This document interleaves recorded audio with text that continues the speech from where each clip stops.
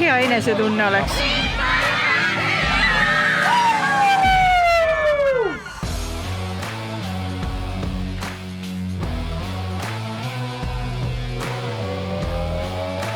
Praegu nagu mõtteid otseselt ei ole, aga tahaks ikka kiiresti läbi joosta. Väga motiveeritud, oleme väga valmis, kõik on väga-väga hea. Narvas on hea joosta, vorm on hea, tuju on hea, jooksme. Pidu! Perekondlik üritused, kus me käime ja oleme koos, mingi asi, mida teha koos. 4 meest on vanuseklassis, konkurents on ikka.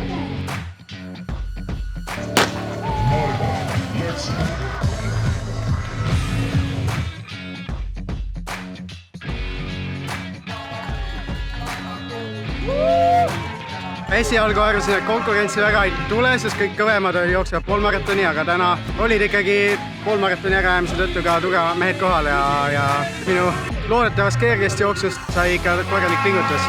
Ilm oli palav, ütleme, ei ole kehale nii sõbralik, aga olen väga õnnelik selle teise koha üle. Oli raske, päris raske töö. Jooksin 3 kilomeetrit teisena ja siis pärast läksin ette. Oli väga raske.